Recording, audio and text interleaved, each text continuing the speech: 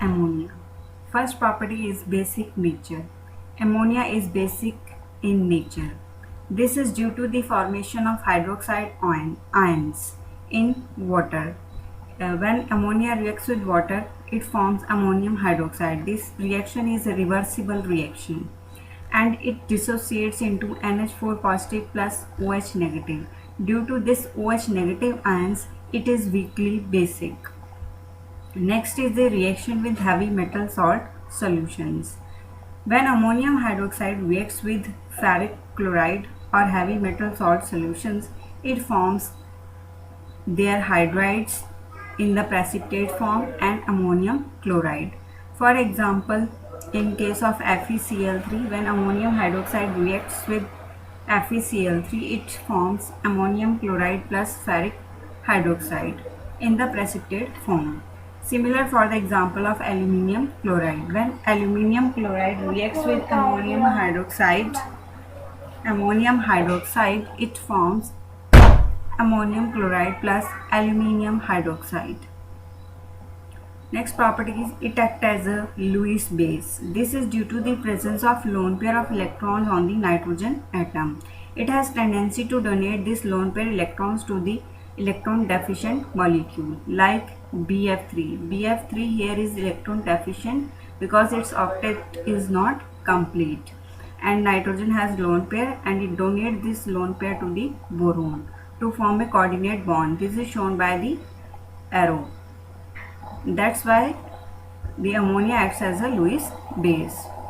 Next property is the oxidation. When ammonia mixed with excess of air, it is passed over platinum or rhodium gauge at 500 Kelvin under a pressure of 9 bar. It is oxidized to nitric oxide. When ammonia reacts with excess of air, it forms nitric oxide. Its formula is NO plus water molecules. This reaction occurs in the presence of platinum and rhodium gauge. It acts as a catalyst under the pressure of 9 bars and temperature of 500 Kelvin. Next is the action of halogens. When ammonia reacts with 3 molecules of chlorine, it forms ammonium chloride plus N2. Nitrogen gas is evolved. When there is excess of chlorine react with ammonia, it forms NCl3 plus 3HCl.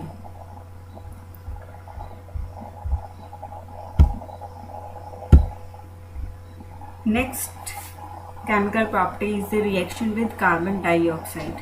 When gaseous carbon dioxide reacts with liquid ammonia at 453 to 473 Kelvin under a pressure of 200 atmosphere, it first forms ammonium carbamate. This is the formula for ammonium carbamate, that is NH2CONH4, which subsequently decomposes to give urea plus water because it is unstable compound and subsequently decomposes to form urea plus water molecule. Next is the action of metals. When sodium reacts with the ammonia, it forms soda amide, and when potassium reacts with the ammonia, it forms potassium amide plus hydrogen. Next is the reaction with Nessler's reagent. Here Nessler reagent is K2HgI4. When it reacts with ammonia in the presence of strong base like NaOH and KOH, it forms the iodide ion of the Milan's base. This is the Milan base, H2NHgOHg, and I is the iodide ion plus 7Ki plus H2O. Next is the reaction with sodium hypochlorite. When ammonia reacts with sodium hypochlorite, that is NaOCl, it forms hydrazine, that is NH2NH2 single bond plus NaCl plus water molecule. Next is ammonia acts as a solvent, like water acts as a solvent because most of the substances dissolved in it and it undergoes self-ionization. Similarly, ammonia acts as a solvent and it undergoes self-ionization. This is represented by this equation in which two ammonia molecules dissociate to form NH4 positive plus NH2 negative. And that's why liquid ammonia acts as a solvent.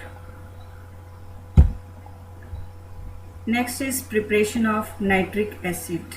Nitric acid whose formula is HNO3.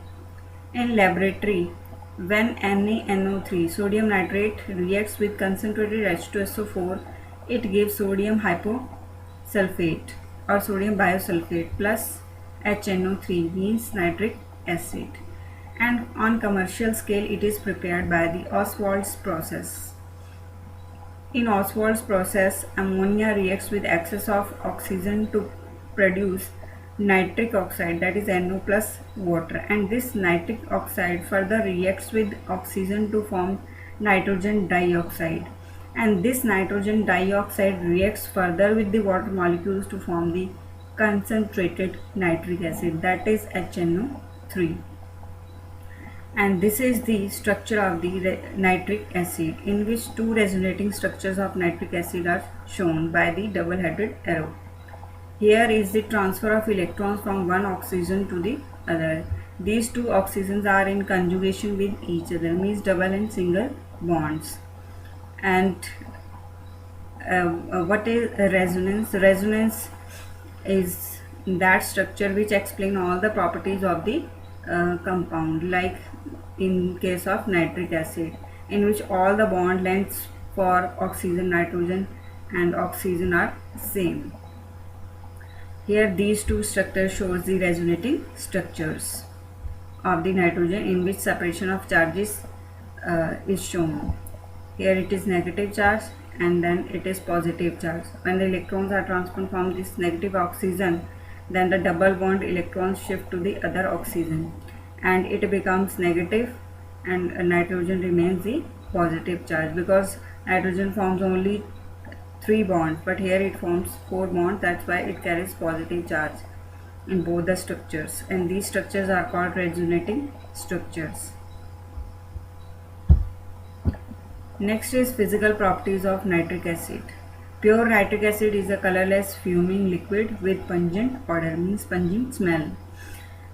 And second is pure nitric acid freezes at 231.4 Kelvin and boils at 355.6 Kelvin, means greater than the lesser than the water. Its specific gravity is 1.504, which is less than the density of the water. And fuming nitric acid is pure nitric acid containing oxides of nitrogen dissolved in it. And when there is impurity present in the nitric acid, its color becomes yellow due to presence of oxides of nitrogen.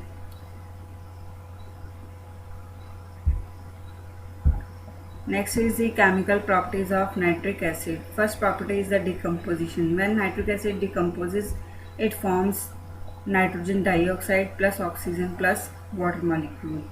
It shows acidic nature, like in this reaction nitric acid reacts with water to form H3O positive plus NO3 negative. This H3O positive means hydronium ions in the aqueous solution shows that it is the acidic nature. It is of acidic nature. When calcium hydroxide reacts with nitric acid, it forms calcium nitrate plus water.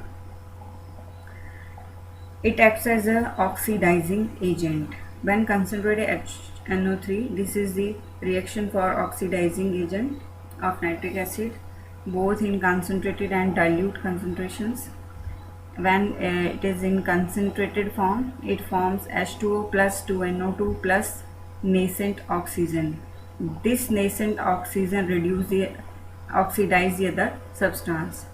And when dilute HNO3 act as an oxidizing agent, then it produces H2O plus 2NO plus 3 oxygen. 3 nascent oxygens are produced. Next is the oxidation of non-metals. Oxidation of non-metals does not occur by the dilute HNO3, because dilute HNO3 have no action on the non-metals. Only concentrated HNO3 act on the non-metals.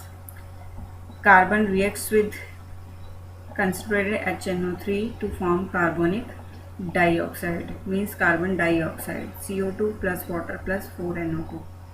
Sulfur is oxidized to sulfuric acid, like acid plus 48 HNO3 gives 8 H2SO4 plus 48 NO2 plus 16 H2O. Iodine is oxidized to iodic acid. I2 reacts with concentrated HNO3. It forms iodic acid, that is HiO3 plus nitrogen dioxide plus water. Phosphorus is oxidized to orthophosphoric acid. P4 plus HNO3 gives phosphoric acid, orthophosphoric acid, that is H3PO4 plus 20 NO2 plus 4 water molecules. Similarly for arsenic, arsenic is oxidized to arsenic acid. As plus 10 HNO3 gives H3AsO4. This is arsenic acid plus 10 NO2 plus water.